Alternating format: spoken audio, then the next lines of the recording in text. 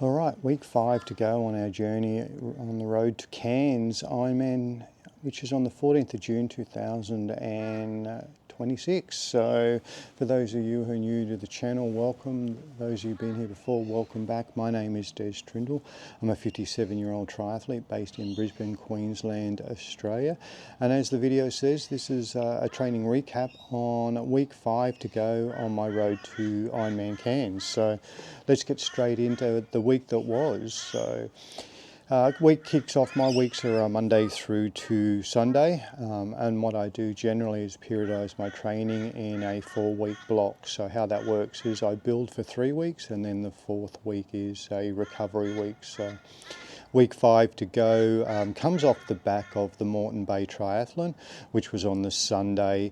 And that was a 2k swim, 60k bike ride and a 15k run. So I'm kicking off the week with a little bit of a recovery off the back of that. And Monday became a 60-minute zone 1 recovery ride. So I was surprised how much that did take out of me, that particular race, and especially the run. And I've done a little race recap video on that, which I'll link across into the comments. And that came down to my choice of shoes for the run, so which was quite interesting. And I'm glad I did that because I was planning on wearing those shoes in Cairns. And I think if I hadn't done that race and I'd gone straight into Cairns and worn those shoes, by about 20 odd K into the run, I wouldn't have been able to walk. So this is why we do these little race simulations or races that are a bit longer in distance heading in preparation, so we can work out things like that as well as our nutrition. So Monday also had a little bit of an email from Triathlon Australia. The preliminary team for the age group world champs in Spain was announced, and I was lucky enough to be included on that list. So that wasn't part of my goals for the season, and it turns out that I did 2 qualifying races in that series without even realising. One was the Olympic distance race at ROUVY on the Gold Coast, and another ran second in that one in my age category, and the second was the Kingscliff Olympic distance race, and I won my age group in that one. So very nice to see my name on the preliminary list. I believe the final list is released on the 25th of May of this month, so we'll work forward from there. So anyway, heading into Tuesday, still carrying a little bit of fatigue, but I did a 90-minute zone 1 ride. And in that, I just included 2 efforts, and the efforts were at feel. So I didn't want to push myself into any more fatigue, but I did want to add a little bit of pressure to the legs. I had a very long 10-minute recovery between each of those efforts. And I felt not too bad at the end of the ride, but I still felt like I'd done some work. So moving into Wednesday. Now Wednesday is typically my long run, as I've split my long runs. Traditionally I was doing my long ride on Saturday, my long run on Sunday, but as I've got a bit older I find I can't recover quick enough. So now my long runs are on the Wednesday. But waking up that morning, I had very unbalanced heart rate variability. My actual waking or resting heart rate, where it's normally about 42 to 44, was about 53, so it was elevated as well. I didn't have very good sleep the night before, which is another good indicator as well that you have to take into consideration. So I reduced that run from what was going to be a 2-hour 15 run back to a 90-minute zone 2 run. I didn't feel too bad for the run, but I did feel that deep soreness in the legs, and that was coming off the weekend. So I haven't had that for a long while, so that just proved that the weekend did take a little bit more out of me, and that shoe selection wasn't so great as well. So at lunchtime, I did a 3,000 metre endurance swim. Now I did that in the local pool, which is a 28-degree covered indoor pool, and I did that in my wetsuit. So that's just for 2 reasons. One, getting a bit more time in the wetsuit swimming, because we will be racing in the wetsuit in Cairns.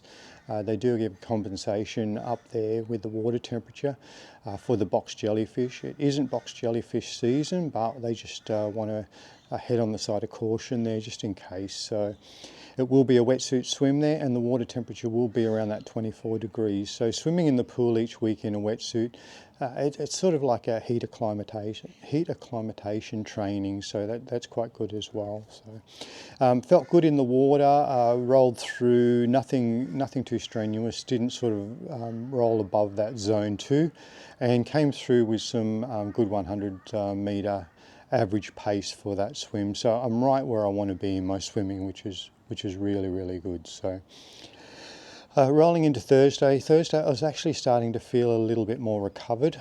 My heart rate variability had gone into the lower end of balance now, so I slept a little bit better the night before, which was quite good as well. So, and I did a simple indoor session, and what I did there was a progressive 13-minute warm-up.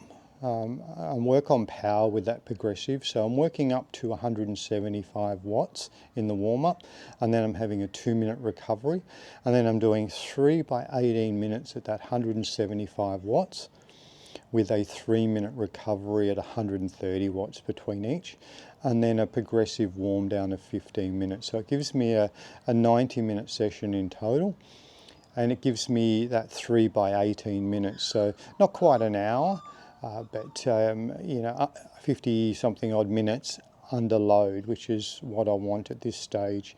And I felt quite good in them, and I felt like I was recovering from the Sunday, which was, I was getting a little bit worried there on the Wednesday, to be honest, so it was good to see that reversing. Moving into Friday, so Friday morning I did, now what I did here is I brought some new shoes. So I've been running in the ASIC Metaspeed Sky, and that's what I raced in at Moreton Bay on the Sunday, and that's what gave me a little bit of grief. So I went to the Magic Speed 5s, I believe they are. Still an ASIC shoe, but with a little bit more cushioning and a little bit more stability as far as lateral stability goes, a little bit more heel support as well. So it was my first run in those. I did a nice 10-minute warm-up, and then 4 by 4 minutes at around 90%. Of what I feel is 90% anyway, and that works out on the heart rate at about 148 to 152 beats per minute. So that's sort of is around that 90%. And what I'm finding now is that because I've been doing these for a while, they're starting to come into around that 4-minute 15-second per kilometre pace. So I've seen that improvement over the last sort of probably 6 to 8 weeks, dropping down and just slowly, a few seconds each week, getting quicker at the same intensity. So they've been working very, very well. So that was the morning session. End of that is obviously a little 10-minute warm down run. All up, it's about a 40-minute session, and it covers about just under a bit over 7K, I think 7.2K or something like that. So lunchtime, I had a swim. I did 2,500 metres. So in that swim, what I did was a 400 metre warm-up, then 10 100s. So I'm doing these off 2 minutes still. I found I was only rolling in at 1:45. I felt like the water was concrete. So I had one of those days when, I don't know why, but the swim just wasn't clicking. But I didn't panic. I just sort of maintained and thought it is what it is. Roll in at sort of 143s, 145s, and leaving off the 2 minutes. A 1 minute rest after those 10 reps, and then I rolled into 5 by 200s. But I did those 5 by 200s with paddle and pull buoy, and with I was coming in on a 3-minute 30 and leaving on a 4-minute cycle. So just nice and controlled. Once again, zone 2 stuff, nothing over the top. I'm only doing 2 swims a week because I want to concentrate more on my bike and my running and save it for that. And I've found that probably swimming is my stronger of the 3 disciplines anyway, if I look at it realistically. That was it for Friday. Saturday morning, I woke up still carrying a little bit of fatigue in there. So I did have a 5-hour ride plan. So once I put my heart rate variability, my sleep scores, my body battery and everything like that, and I do every morning, I put that into ChatGPT along with the session I have planned that day, just to check. It's like having a sounding board, I guess. And the recommendation come back as reducing to a 4-hour zone 2 ride with no no race pace efforts in it. So that's exactly what I did on the Saturday, was let the ego go out the door, came back to that 4-hour zone 2 ride, remembering that we're still only 6 days out from what was quite an intense race session, I guess, with that 2K, 60K and 15K, and the body was still asking for some more recovery. But in the fact that I still wanted to get a little bit of volume in this week as well, given that we're 5 weeks to go, so I didn't want to drop that as well. So the payoff, or the I'm not even sure for the word, here we go, the result there was I just reduced that back to a 4-hour ride. So didn't feel too bad at the end of it, which was good, and the beginning of the ride I felt worse than the end of the ride, so that was a good sign that I'd made the right choice. So on the Sunday I did a 60-minute zone, upper zone 2 run. So this is almost bordering on a tempo run, not quite in the 3s and 4 zones, but it's been interesting to see that, because I've been doing that sort of 60-minute run consistently now on a Sunday for a few months. And when I started doing those at an average heart rate of 128, I was running about 6-minute 10-second pace per kilometre. What I'm seeing now is that average heart rate of 128, they've come down to what I'm hoping that I can run at Ironman Cairns, which is 5-minute 20 pace for that lower heart rate. So that's been a really good sign that this, and a lot of people call it 80-20, I call it 85-15 as far as Ironman training goes. Training a lot more in that zone 2 is really working, and the body's really been adapting to that. So as far as the week goes, it was still a 13-hour week, given that was off the back of the race on the Sunday. Not too bad at all. And we had that good email on the Monday as well, with the announcement, and it was so good. My last age group Australian team was 2005 in Honolulu, so to see my name on that list again was very, very nice to see.